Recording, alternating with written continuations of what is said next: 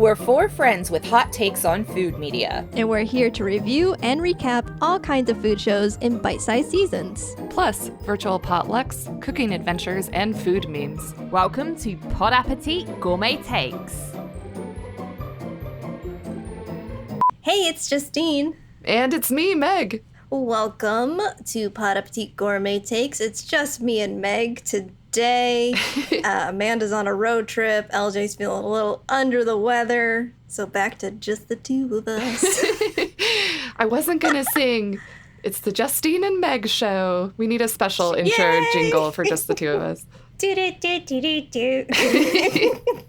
All right, if you weren't paying attention, this season we've been covering Sweet Heat with Rick Martinez, a Food 52 YouTube series where Rick brings us recipes built on his favorite flavor profile, sweet and heat, from his kitchen in Mazatlan, Mexico. Today, we are digesting all the Sweet Heat episodes we watched and reviewing the show as a whole.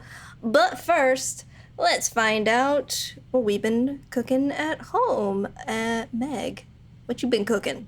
I've been cooking a lot of stuff, but I realized that most of the things I've made recently I've already talked about here on the podcast, so I don't want to just repeat myself, but I made Bon Appetit's shockingly easy, no need focaccia again, because it's really is. Season. Yeah, it really is as advertised. It's shockingly easy. It tastes great. It's very salty and olive oil-y, so I love it.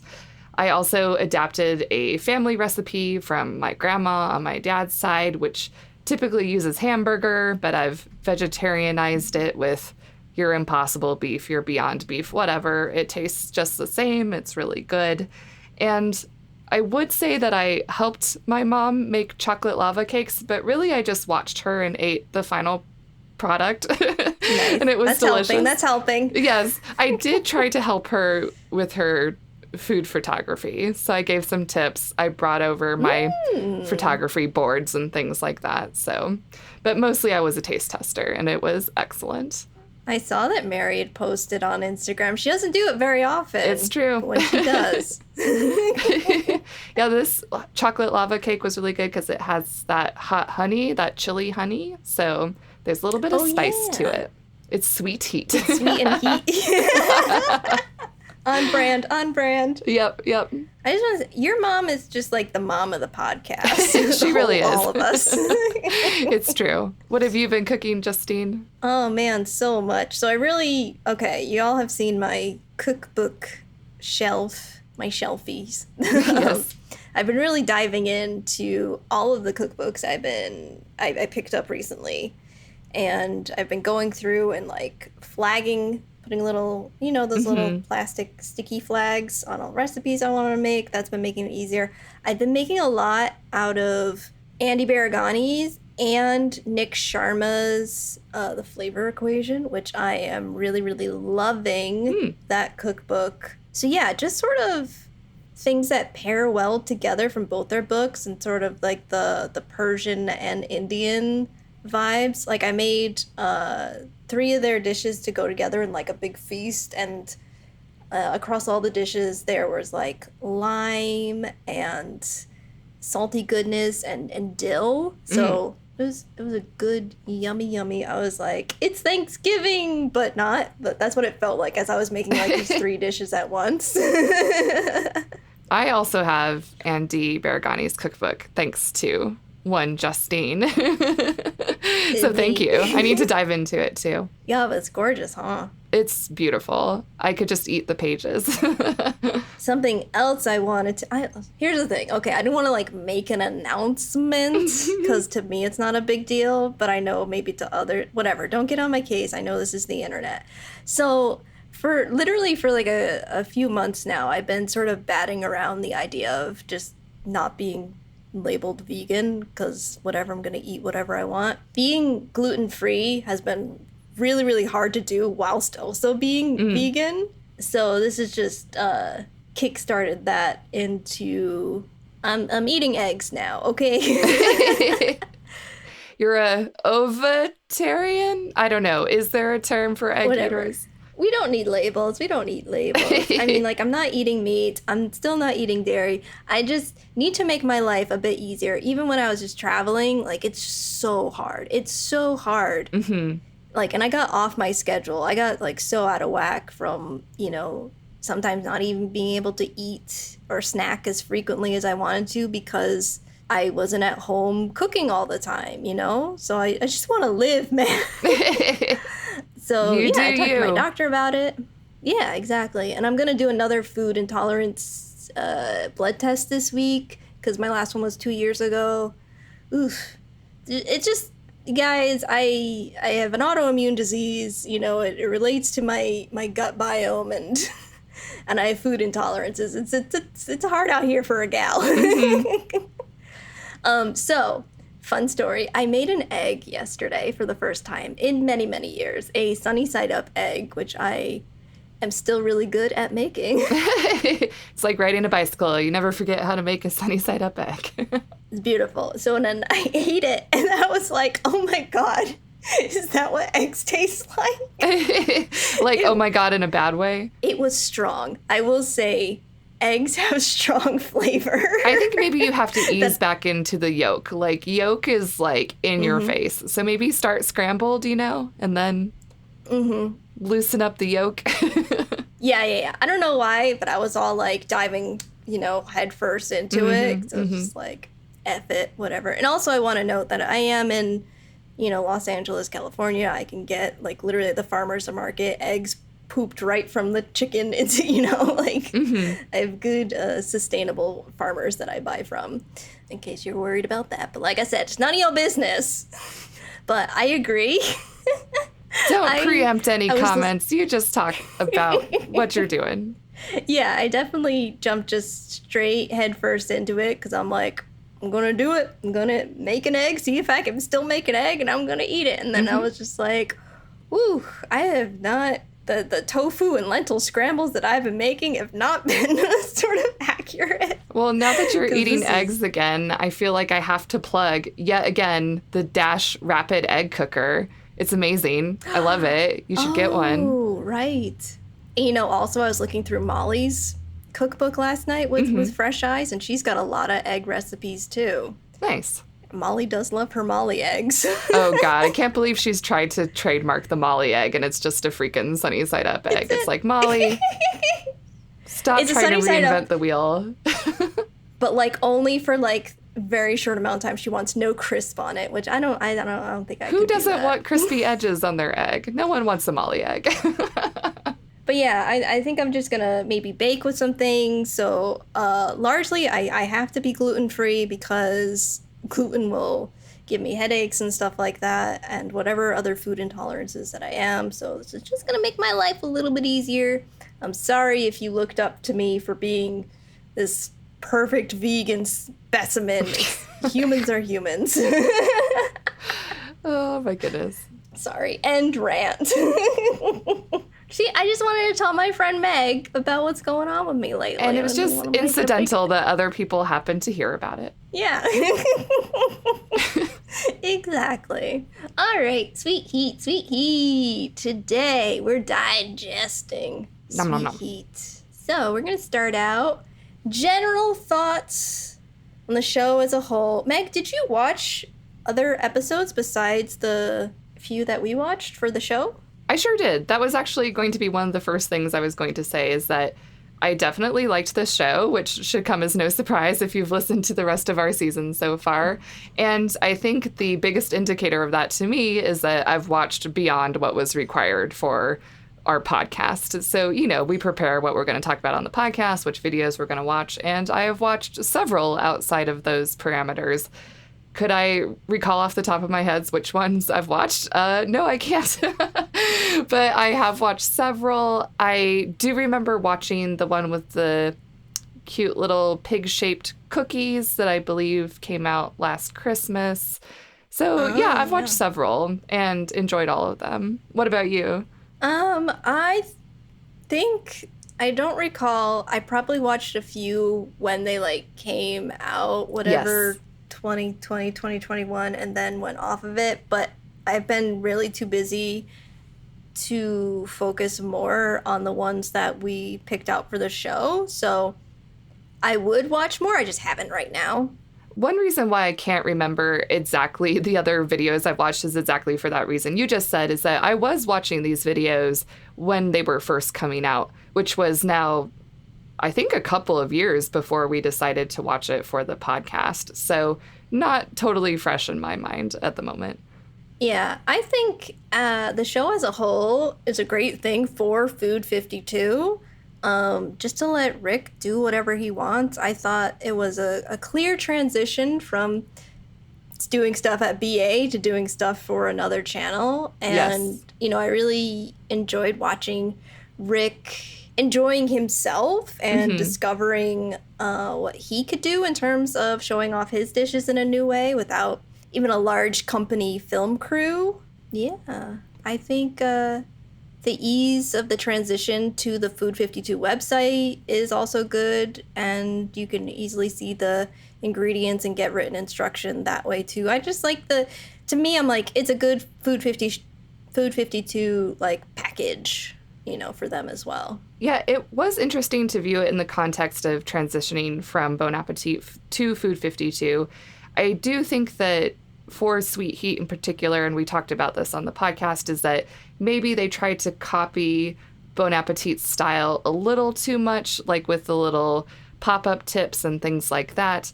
But overall, I think that they provided a good platform for Rick. And it is interesting to see, of the Bon Appetit chefs who have gone on to do their own thing post Bon Appetit, whether their personality really can stand on its own or whether they only worked within the chemistry and the context of the test kitchen. And I think that there's no question that Rick is a very strong, in a good way, personality. He can definitely carry his own show. He's very knowledgeable, but at the same time, he's able to make the recipe relatable to the average viewer, so he doesn't overwhelm you with his knowledge. I think that Sweet Heat is a really good blend of instructional and entertaining. You do learn how to make the recipe. It's a very good companion video to the written recipe itself, and it provides those visual cues and those tips directly from Rick that you might not be able to get just from the recipe itself.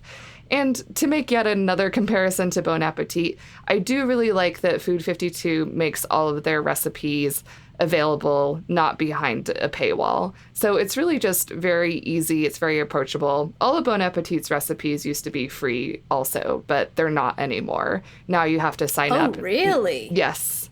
So Food 52 is more approachable for the average viewer in that way as well. You see a video you like, you see a recipe you like, and you can easily make it. I like what you said. The videos are entertaining. Like, you can, you know, reverse engineer, search on the Food 52 website for a recipe you're looking for, and then, oh, here's a companion video to help me, you know, visualize it. But then also on the other end of what we're doing, just going on YouTube to watch a Rick video is also satisfactory itself. Absolutely. Like, I would happily watch a Sweet Heat episode with zero intention of making the recipe itself, which I have done several times. I'm like, well, I'm never going to make that brisket or whatever, but I'm happy to watch Rick because he's entertaining. 100%. I feel like something, I don't know why right now, I just want to like compare it to like Nadia Bakes. Because I feel like Nadia is just sort of there to show the recipe. I'm not saying she doesn't have like a good personality. She does, but I think her first and foremost thing is to show the recipe. Whereas I think Rick is like, come on, we're going to have a good time. And, you know, you could tell that from like the fun skits that they're doing. Like, he is, I don't know, his everything. He tries to just make it a full show. Yes. You know? I think that this show is great for Rick and because of Rick. It really showcases his talents, his personality, and I do like that there's a little tiny bit of travel log aspect to it too. We get these beautiful B-roll images of Mazatlan. We get to see little glimpses of his life or little pieces of Mexico. Sometimes there's a little bit more of the travel log aspect, like he'll go to a street vendor and introduce you to them and tell you, the viewer, what ingredients he's getting. So I like that additional aspect as well. Do you want to segue to criticisms, if you have any? I do have some criticisms. They're really just kind of nitpicks, though. And I think most of them are actually just based around the concept of sweet and heat. I heard the same thing. Justina's nodding along. So obviously it's called sweet heat. The general idea is that every recipe has a sweet element and a spicy element. But there were so many recipes where it was just like, well, there's not really a sweet aspect to it. The vegetables are naturally sweet. Or I've made this hibiscus syrup on the side that we can use as an accompaniment in a drink. So it just made me question whether the strength of the concept itself was really there or whether it could be sustained for as long as it has been. Yeah, we discussed that a couple times. It's like, are you forced to apply the concept to whatever dishes you're developing? Yeah. Or I don't know. Because he's developing recipes for this website, basically, and probably just choosing which ones should go in this series. And then being like, okay, so does this fit into this box? Or how can we fit it into this box by adding a little companion thing to it, like a right, cocktail. Exactly. And also it's like, well, how many sweet things do you really want in a savory dish? Like sometimes you might just want a straight up savory dish, or sometimes you might want a dessert that doesn't have a spicy element to it. And yeah, I don't know if this is entirely Rick's brand. It does feel more like Food 52's idea for the show and then working backwards from there. Yeah, which he is. I know we had mentioned a couple episodes back where we're like, oh, we're not sure if he's still doing this show. He is still doing the show, but then he also has Mi Cocina, which probably makes more sense as not being such a tight box. Yeah, I do like the Mi Cocina videos that I've seen as well. I haven't watched them all, but it feels very similar to Sweet Heat. It's obviously Rick again. It's Rick's recipes, and it's his recipes from his cookbook, so they don't have to fit into that box of having a sweet and a spicy element. Yeah, which makes it, I think, thinking now, I'm like, well, that's interesting that he's featuring recipes from his cookbook on Food 52, but you would find the recipes in his cookbook, not on the Food 52 site. He must provide enough views for Food 52 that Food 52 finds it worthwhile, I would assume. Yeah. I said sausage gets made somehow. The sweet and spicy sausage. Yes. And this is my very, very, very minor nitpick, is that I like the title of Sweet Heat for the title of a show, but I hated when they tried to force it into a sentence like, my favorite flavors are sweet and heat. And I'm just like, sweet is an adjective, heat is a noun. What you really mean is that your favorite flavors are sweet and spicy. And I could tell that that was a little bit scripted because in the early episodes, they really made Rick say it. And sometimes he would just say sweet and spicy because that's the natural thing to say. That's the thing that makes the most sense. And they kind of dropped trying to shoehorn that phrase into later episodes. So my other nitpick is also something I think you mentioned earlier. The graphics package is bad.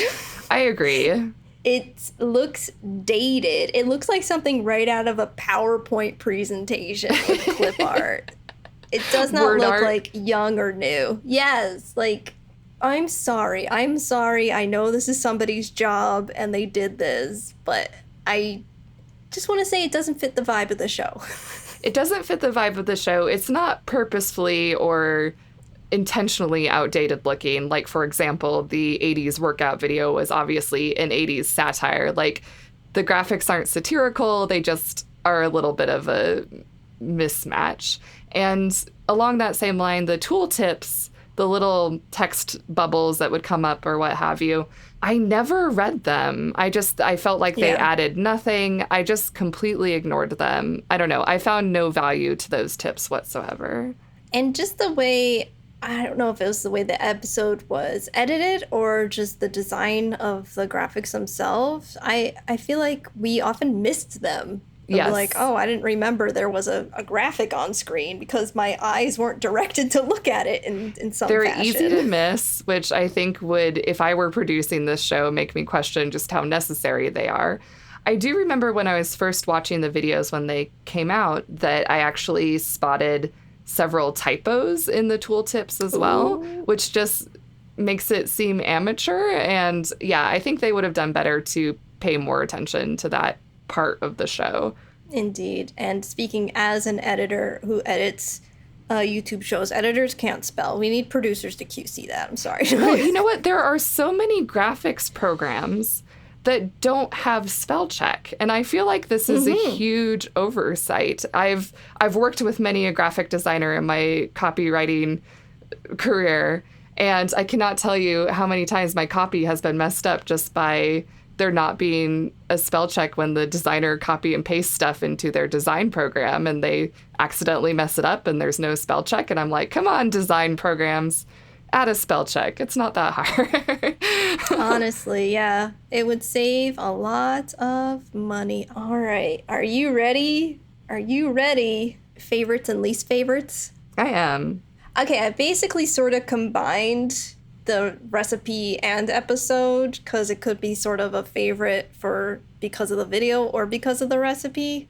So favorites. I've got three. I've got three. I have 2 favorite episodes, and then I kind of thought of recipes and episodes a little bit divorced from each other. Sometimes there's an overlap. Like sometimes I really liked an episode because I liked the content of the video itself and the recipe, so that like really bumped it up to the top. But some I liked just like the experience of watching the video, but maybe not the recipe as much, or vice versa. Yeah. So I would have to say my top favorite episode is fried tomato sandwiches. Is that yours as well?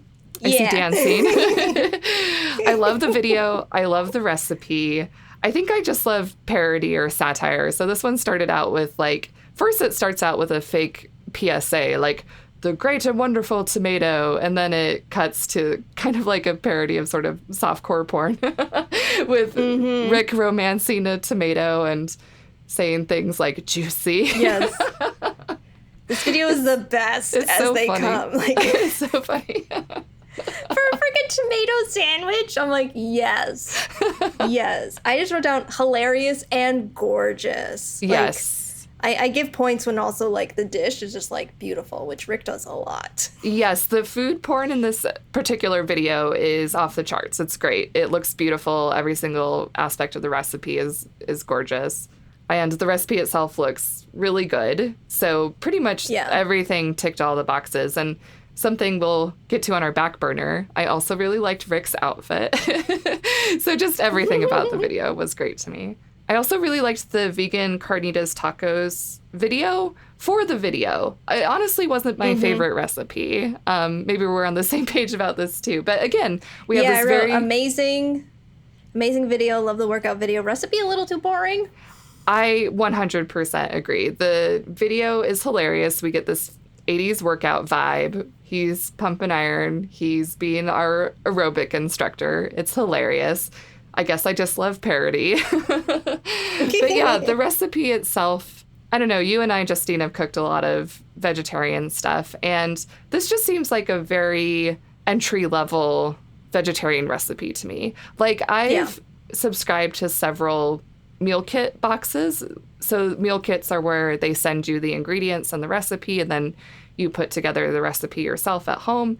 And I cannot tell you how many garbanzo bean mushroom tacos I've been sent in the mail. So I'm like, if a meal kit can do it, I feel like it's maybe not the best of Rick's work, because usually his recipes are so much more creative and inventive than this. Agreed. So coming in my top 3, twice baked sweet potatoes, because the recipe looks so gorgeous, but also it looks like it takes like a million years. So someone should make this for me. So you'd rather have the experience of watching it than making it. Yes. But it looks so good, but it's, Yeah, it the recipe like it itself was hours. on my top recipes list because it does look really good. And yeah, if someone could make it for me, that'd be great. Do you have other favorites? I do have other favorite recipes. I thought that the Huevos Rancheros looked very tasty, very easy to make vegetarian. The Buñuelos looked great to me. So those were the fried tortillas with the cinnamon sugar. I like just taking a dessert from many of these savory dishes. I think this might have been the only dessert that we covered on the show. Except for the cookies. Oh, the cookies as well, yes. But I did like the Buñuelos because it seems kind of like the same flavor profile as a churro, which I love. So, you know, fried dough plus cinnamon sugar, that sounds great to me. And I also liked the hot dogs. I went into this at length in the actual episode, so I won't belabor the point, but I love Sonoran dogs. If I could find a good veggie dog for this, I think it would, and obviously no bacon, but I think I could make some version of this that would be pretty good. I think we should save our least favorite until after the commercial break. Let's do it. All right, we're going to talk about that and our thoughts on Rick and maybe some other Rick content and ranking his looks right after this break. All right, we're back. And now the controversial least favorites. My least favorite was the mole episode. And this was my least favorite just because it was the first episode of the series, so it was still finding its feet a bit. Visually, it wasn't as fun, only because Rick had just moved to Mazatlan, so he didn't have the beautiful kitchen yet. He didn't have the beautiful setup. So even just looking at it, it wasn't quite as engaging as later episodes because there's just plain old white walls, whereas in future episodes we have beautiful tile and these bright, beautiful colors and plants everywhere. So it was not as visually interesting. The recipe itself, even though it's easy mole, it still seemed rather complicated. And as you and I talked about, it seems like a really messy recipe. I don't think I'm ever going to make this recipe. Oh, and also it's not a complete dish. It's a sauce. So you do all this work and all this mess, and you don't even have a full meal at the end of it. Exactly. It's on my least favorite list for the same reasons that we talked about in the episode. Looks really messy, which I can't. And then, I don't know what to do with it, honestly. I think that's just me of like, maybe I should just Google what to do with that. But I think being a host of a show, I think you should provide some options. Some suggestions. And I guess he did mention chicken, and maybe just at that time it wasn't top of mind to think of a vegetarian alternative. But yeah, if you're presenting a recipe that's a sauce, I think you probably should mention more than one application of it. Yeah. I have 2 others to list, but I wanted to throw out my top controversial least favorite episode. Yes. The Rick and Sohla cookie swap. Well, this was number 2 on my least favorite. Ours were swapped. We could go the same top 2. So why was this on your top? Or top least favorite? Most top least favorite. I said maybe the recipes were good, but the episode was so confusing. Could not follow. Yes, pure chaos. It was a very difficult to follow episode. The structuring of it was just bonkers. I don't know why they decided that should be the way that they should format the episode, but it did not make sense to me. I feel that individually I would like those cookies, but I'm sort of turned off from making them because I'm like, I don't want to revisit that, like, confusing. Yeah, of course I love Sohla's and Rick's personalities. I wish that there would have been more interaction of them just talking. Obviously, she was in New York, he was in Mexico. The only way they could interact was over video, over the internet. But still, even more of that, of just them chatting, I think would have made the episode more enjoyable for me. I did like Sohla's recipe just because it seemed easy. A lot of the elements were pre-bought or store-bought or pre-made, which is nice and approachable. Yeah, I like Sohla's recipe just because she's like, just use what you have. Melt some chocolate on it. There, it's a cookie. And I'm like, I could do that. Exactly. And Rick's recipe did look good, but Florentine's just will never be my go-to cookie. When I want a cookie, a Florentine is not going to be on the top of the list for me. I'm going to send you some Florentines for Christmas this year. I mean, I will happily eat them, especially if someone else has made them. But if I'm making cookies, I'm going to make peanut butter cookies. I'm going to make chocolate chip cookies. I'm going to make the Doubletree Hotel recipe for their chocolate chip cookies, which is amazing. And everyone else should check them out because they're really good.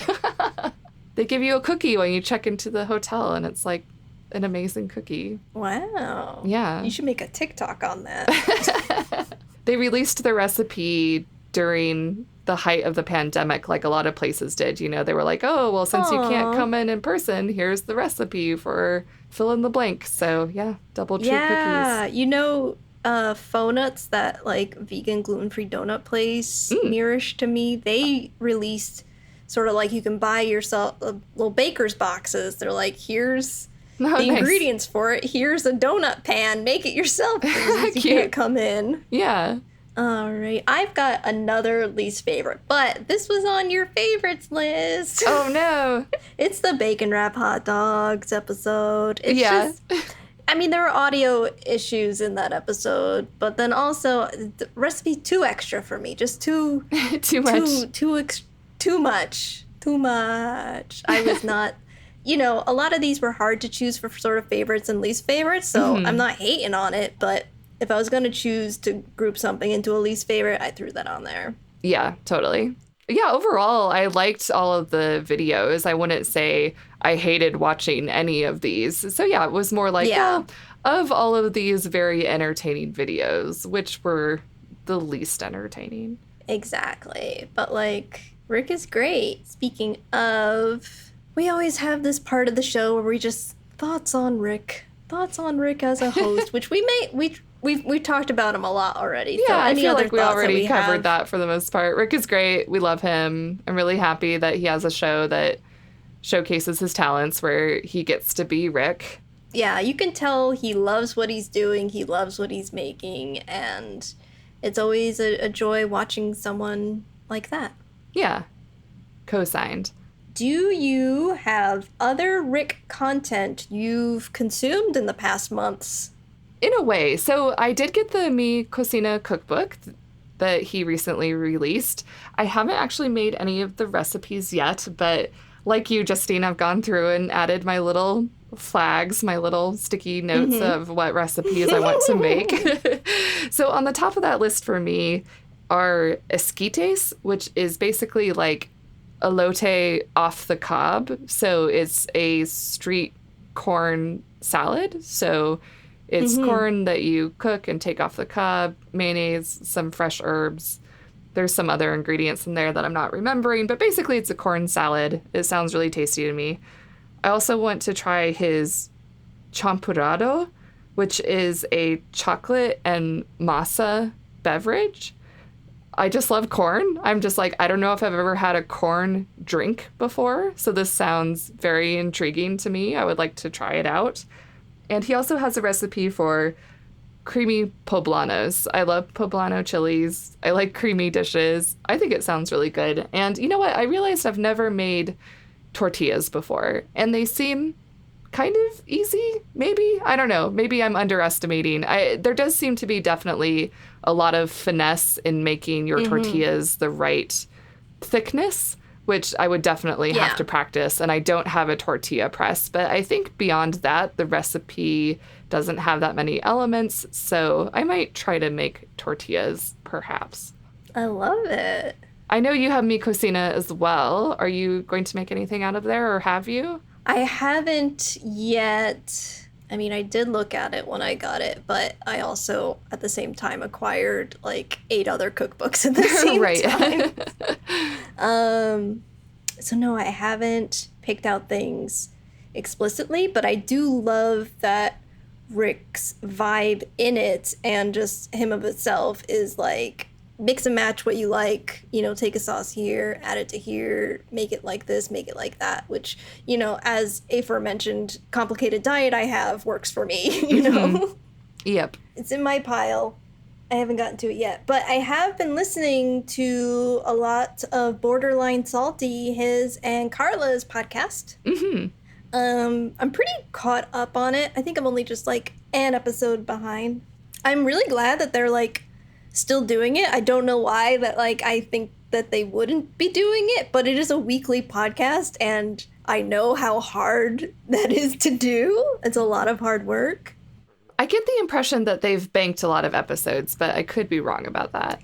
I agree with you because I have a criticism of like there are a lot of like setup moments and jingles within the 30-minute podcast. This is my main problem with the podcast. There isn't a lot of actual content to it. Yes, when we first talked about Borderline Salty, something I mentioned was that it felt overproduced to me. And that's kind of what I mean. Like, there are so many segments. Every segment has a jingle. Every segment seems to have a little musical theme going on in the background. They have a little scripted segment introducing the segment, closing the segment. And I feel like it needs to loosen up a little bit. I feel like lose some of the jingles, lose some of the music cues. I do think that those things can be very helpful.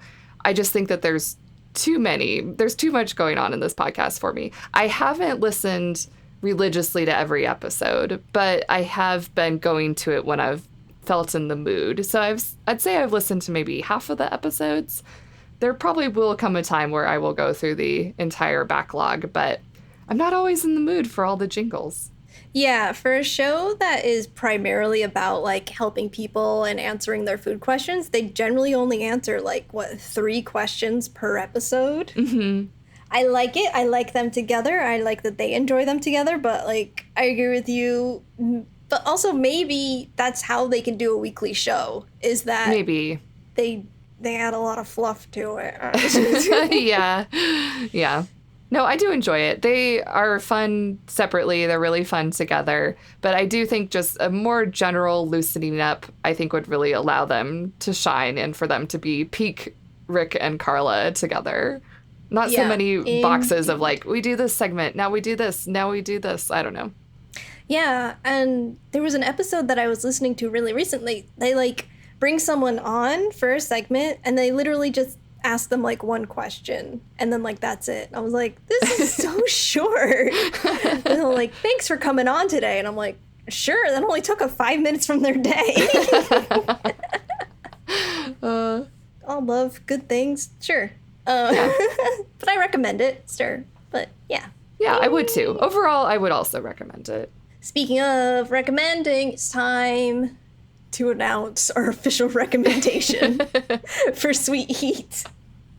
Does Pod Appétit sign off on Sweet Heat? Surprising absolutely no one, I would definitely recommend this show. If you were one of the many people who liked the Bon Appetit Test Kitchen, I think you would definitely enjoy this show. If you like Rick, of course you will like this show. It's the Rick show, which is wonderful, and I love that about it.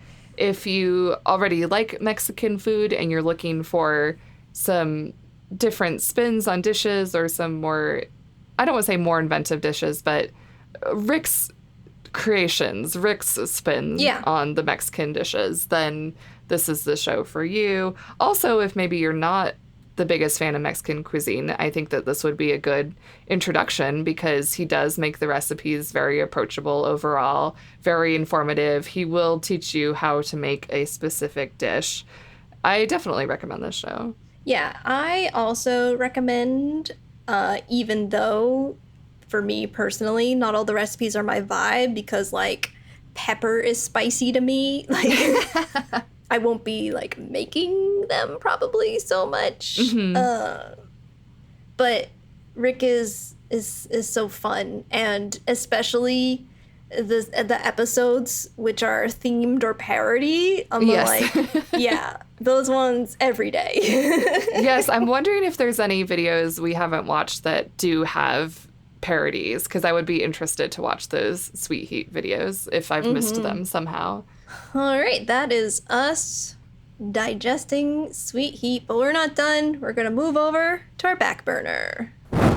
And on our back burner, we are ranking Rick's looks. Rick has a great sense of style. I love it. Yeah, here we need a jingle that's like, it's Rick's looks. Yeah.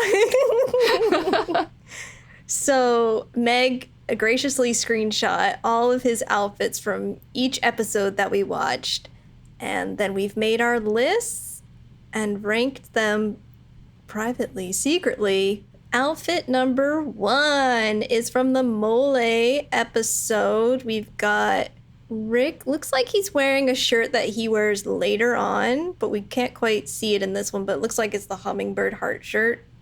And then the big sugar skull apron. Where does this land for you? So even though I do really like the sugar skull apron, this is actually number 8 on my list. This was my least favorite look. I guess I just like his button downs or his polos more than the tee look. And I don't think this is the most flattering haircut of Rick's. It's very short. Oh. So that kind of bumped it a little bit down for me. And any video where he didn't have his fabulous nails done, that kind of bumped it down in my ranking for me. So he did not have a gel manicure in this episode. So this was number 8 for me. This was number 6 for me, because I'm a fan of the color palette. Mm-hmm. But I do agree with everything you're saying. Also, I want to say it was super hard to rank these. It was hard to rank them, yeah. Yeah, but I think we're both in agreement lower on the list. Yes. Okay, next one is from the Sohla Cookie Swap. He's got a flower button-down shirt and what I can see, a green apron with some designs on it. No nails done. No nails. Yeah, this one was solidly in the middle for me. I ranked this as number 4. I just liked the pattern of the black and white floral. It was almost like a Hawaiian shirt type of vibe. I did like the apron too. I would describe the green apron as having a bandana-like pattern, and I thought that they went well together. So yeah, number 4 for me. This one was number 8 for me. I'm just not a fan of the colors personally, and I think that the apron sort of clashes with the shirt. Mm-hmm. And just, it's, to me, when I look at all of them, that one is just so like subdued. Oh, yes. And it didn't work for me. Got it. 8 for me. I do tend to like color more also in my own personal style. I like to wear colors more than black and white, but I guess I liked the pattern of the shirt. I think that's what elevated it a little bit for me. Fried tomato sandwiches shirt. We've got a very open, he's got to be like very open. 4th button opened. It's a like a Hawaiian shirt, but on the lighter side. I'm seeing pinks and I don't know, peaches, nudes, light greens, and then his work apron is like a khaki jean. Yes. I put khaki also, so yes, that's exactly how I would describe it. And he's wearing a necklace in this one. Yes. I will say the necklace didn't really go for or against my ranking in this one. I was just sort of neutral about the necklace, but I did really like the color palette in this one. The oranges, the pinks, the sage green. This I ranked as number 3. And also he has these very pretty teal nails and then an accent nail. So I think that the manicure bumped this one up for me.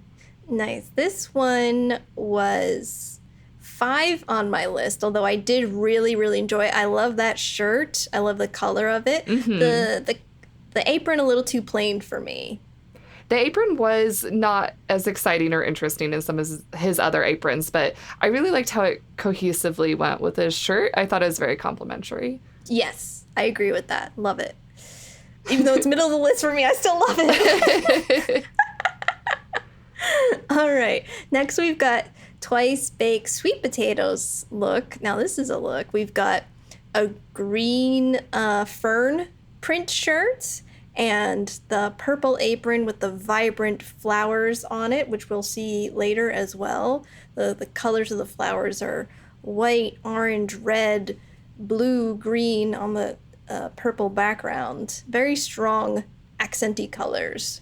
You know what? I realized I was sort of swapping in my mind the shirt that he wears in the twice baked sweet potatoes and the shirt that he wears in the swap cookies. So that explains why I had the swap cookies higher up, because that one did have color in it. I'm looking at the images more closely now. That one did have like the bright flowers among the black and white on that Hawaiian shirt. So this was the one I was thinking of. This is just a straight up black and white palm frond shirt. So this was number 7 for me. This was pretty low on my list because not a lot of color. The floral apron is pretty, and it's interesting because it has the leather straps on the floral apron. But yeah, not the most memorable of his looks for me. Ooh, I like this one. This is a 3 for me. The complementary colors and patterns is pleasing to my eye. Yeah. Kind of like the videos themselves. There's no bad looks here. It's just a ranking. Yes. All right, now we've got the look from his hot dogs. It's the same apron, but this time he's got a shirt on underneath that's white with lemons on it. I love this one. This was shirt. number 2 for me. This came in second place. I love the lemon shirt. Anything with a fruit or food pattern on it, I will automatically love. Not my favorite of his aprons, but I do like the brightness of it. I do like the whole look together. And he's got his gel nails going in this episode. Yeah, this look is number 1 for me. I know he loves floral patterns, but I'm loving the lemons. Yes, the lemons are great. I want one as well. This will give me this outfit. All right, moving on to the hot chocolate look. We've got the sea turtle shirt, which has lots of purples and reds and little touches of sky blue on it. And then another sort of plain apron, like a dusty blue gray jean look to that. Yeah, this was number 6 on my list. I do love the sea turtles, but they're kind of easy to miss. If you're not looking too closely, you don't really notice that they're sea turtles. It almost looks like a floral pattern. I love the shirt. The apron is a little understated, so not the most arresting of looks. Yeah, I actually gave this, I ranked it number 4 for me. I love the sea turtles. I think for me, either I wanted a statement shirt or a statement apron. While the apron's a little bit boring, I love that it pairs well with the color of the shirt. So it didn't clash, and I like it as a look. A complete look. So the next one is Huevos Rancheros. We can see the shirt that he's wearing, because in the beginning of the episode, he was sans apron. And it's the like sugar skull hummingbird feasting from his heart, the anatomical heart on Rick's breast. And then the apron is very pink flamingos and colorful palm fronds, which actually his mural in his house looks like this now. Oh man, if you're not following Rick on Instagram, you have to. He has the best stories of remodeling his house, of going around Mazatlan, of cooking beautiful flowers, his adorable dog Choco. You just have to follow him on Instagram. I ranked this look number 5. It really was the apron that pushed it up for me, because I'm not a big fan of this t-shirt in general, but I love that apron. The pink flamingos are really cute, and I like the blue turquoisey accents on the apron too. I like Rick in a t-shirt. He doesn't do it often. He looks like he just came from being in a emo band. I don't know. He threw an apron on. It's a 2 for me. Oh, wow. Really high up there. Yeah, I like the look. And I like the blue and the pink, how they go together. Yes, me too. All right. Our last look. We've got his workout look from the vegan tacos. His orange tank top, his white sweater he's got knotted over his shoulders, and then his cooking outfit, which is a white button down with some black striping, yellow striping on it, and then the Mexican wrestler apron. Drum roll. This is first place in my books. Wow. I really like his cooking ensemble. I like the luchador apron a lot. I think that statement apron really pushed it to the top for me. The shirt itself, not the most interesting of patterns, but I liked just the brightness of the white and the yellow. I wish they had worn his lemon shirt for this one. It would have really, really solidly put this in first for me. And also he has a beautiful manicure. It looked like red and gold to me, which was very vibrant and reminded me of Iron Man. Anything red and gold reminds me of Iron Man. So I was like, yes, love it. And the workout gear is just funny. The orange tank, the sweatshirt. I think there was maybe a illustration of a pig on the sweatshirt as well. It was a little hard to tell. My gosh. But it looked cute. It looked fun. I really liked all of the looks in this episode. Sadly, this landed at number 7 for me. Oh I think it's just like I said, I can't do both like a bold print on everything. It's one or the other, but like literally out of all these, I only really didn't like one of them, which was the cookie swap shirt apron. I really did like all of these. Yeah. This was the hardest thing you've ever made me have to do in my life. Well, thank you for humoring me. Yeah, and let us know what your favorite Rick looks are. Yes, let us know. Send us on social media. Let us know. And if you are doing some Rick cosplay at home while you're cooking, let us know. Send pics. All right, we're going to move on over to some shout-outs. So I made Jessie Sheehan's peanut butter cookies, and she commented on Instagram saying, "Yay, thank you for making these." Well, of course. Thank you for being so lovely and wonderful, See, Jessie. peanut butter cookies, top tier cookie, not Florentines. You've got a vendetta. For National Eat Your Vegetables Day, we asked folks what their favorite greens were. 30 Dirty and Dying podcast wrote pickles, spinach, avocado, broccoli, and romaine lettuce. Rachel Casper wrote, best greens vibe is a salad with every type of herb you could ever find thrown into the dressing. And then Mary, Meg's mom, wrote her favorite green is money. Oh, Mom. But then she followed up saying, like, just kidding, it's broccoli. But I mean, like, you're not wrong, Mary. I mean, come on. No, Rachel Casper also agreed with my mom on the money argument. Yeah. And lastly, thank you to Cookin' with Clint for being a wonderful guest on our Reddit talk, talking about barbecue and smoking.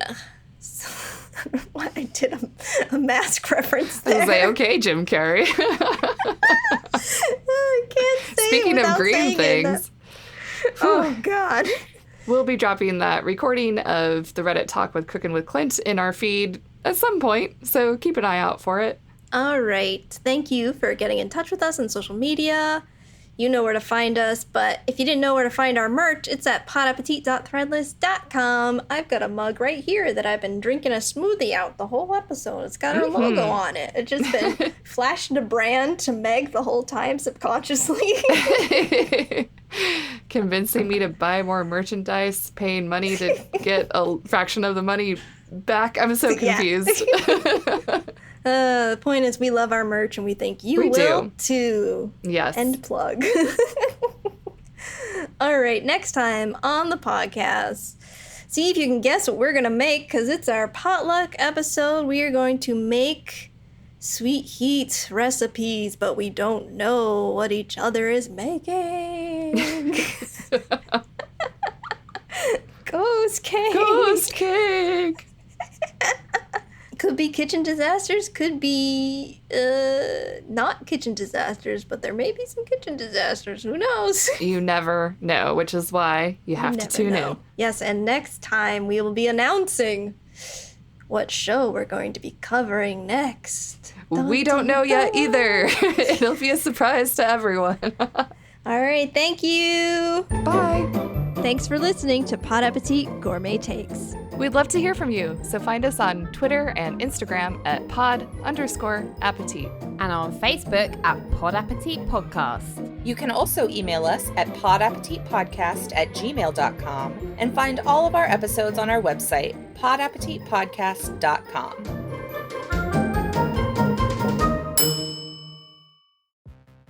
Have you ever finished a book and wondered, what do I read next?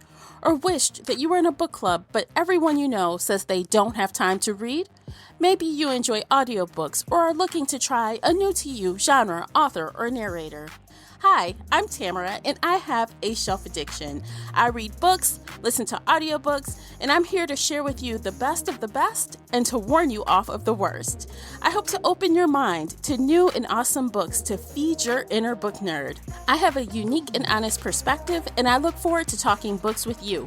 From entertaining book chats and interviews to 5-minute book reviews, there's something for every type of reader on the Shelf Addiction Podcast. Subscribe for free on your podcatcher of choice by going to shelfaddiction.com/podcast, and you too can have a shelf addiction.